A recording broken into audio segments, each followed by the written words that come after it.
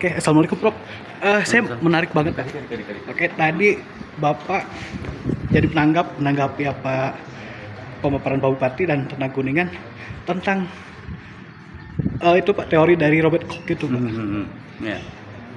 Dan Bapak tadi di akhir bilang closingnya Ciremai kok hanya dilokalisir ya, nggak global Pak. Dan saya kalau saya pernah baca sekilas itu tentang teori Robert Koch tentang transnasional managerial class. Karena ya saya rasa hari ini kelas masyarakat bukan sekedar state society, proletariat berjuis, apalagi teori usang marxis yang udah gak relevan Pak ya. Teori kritis yang udah gak ini deh untuk hari ini. Nah untuk Kuningan Pak, apalagi ini jelang pilkada Pak, kira-kira kalau pakai pisau analisa Koch itu Pak, ada gak aktor manajerial yang bermain untuk Kuningan? Karena kan Koch itu bilang yang menjadi power hari ini kan ini ya, word order yang bisa menciptakan tatanan. Apa mungkin akan ada order untuk besok calon-calon Kuningan? Apalagi Bapak dari pembicara sebelumnya kan growth hanya dinikmati oleh PNS, dan hari ini isu netralitas PNS di Kuningan pun sangat kental Pak. Jadi saya ingin menyambungkan Pak itu tentang ya teori Robert Koch itu. Saya ini banget sama itu, apalagi kalau masalah ekologi. Itu Pak bagaimana Pak? Ya, pertama harus disadari sekarang itu sudah borderless ya. Nah, Pak. Dunia sudah tidak lagi ada batas. Jadi bicara Kuningan tidak bicara hanya Kuningan asli dalam arti lokal, tetapi part of the globe, ya kan? Part of the globe.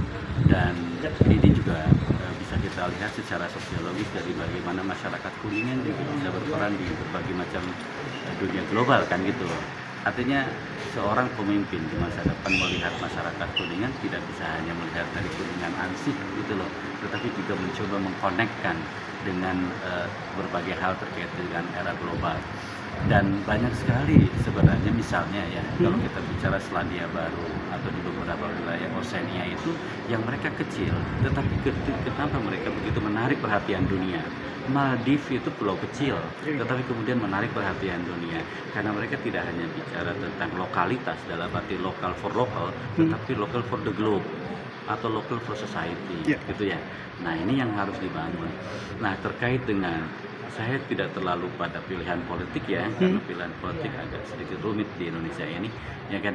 Tetapi paling tidak, saya berharap di pilkada ini ada isu-isunya itu tidak mutar-mutar di sekitar Kuningan, tetapi bagaimana how to bring Kuningan as a player at the global level. Saya sepakat gitu. Pak. Saya pun dari media banyak instrumen banyak, tapi diskursus segitu-gitu aja, minim konten itu.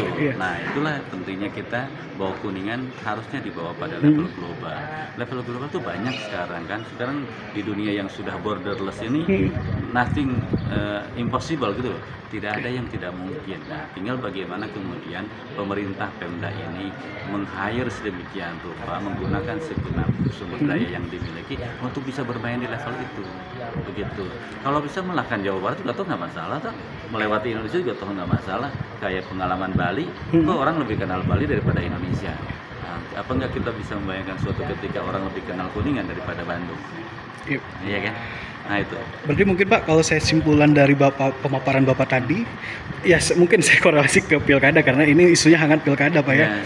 Berarti Bupati Kuningan besok, ya kalau saya ini lagi pakai pisau analisanya Robert Koch itu, berarti harus sosok yang punya capabilities, managerial capabilities, good ideas, sama networking yang luas. Kembali itu Pak ya. Agadium yang sangat klasik. Think globally, act locally. Think globally, act locally. Oke. Ya. Oke, sip. Oke, makasih Coach. Prof.